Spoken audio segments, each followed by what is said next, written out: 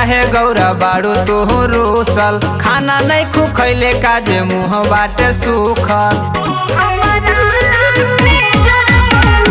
हमारा से काहे गौरा बाड़ू तू रूसल, खाना नहीं खू खैले काजे मुँह बाटे सूखल।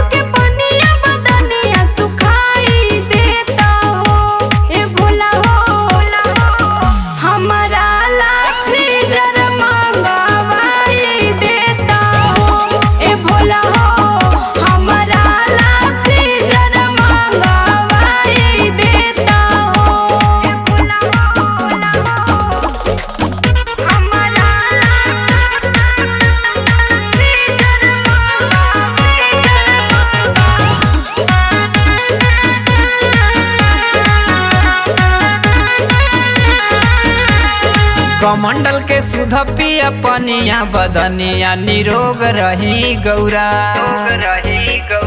बिजार के ठंडा ठंडा पनिया जे पियबू जुखाम होई रौरा। कमंडल के सुध पिया पनिया, बदनिया निरोग रही गौरा। बिजार के ठंडा ठंडा पनिया जे पियबू जुखाम होई रौरा।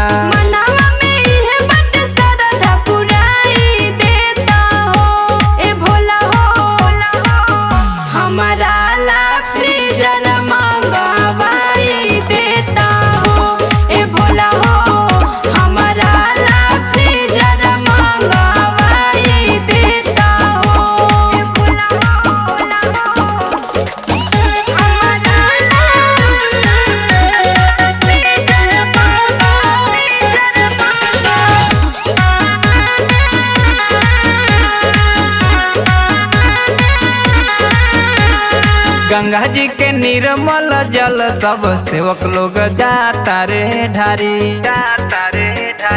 तब काहे फिजर के पानी पिए खातिर कर तारू बरियारी।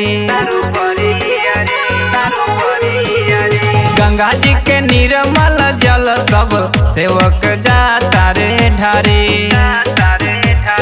तब काहे फिजर के पानी पिए खातिर करेलू बरियारी।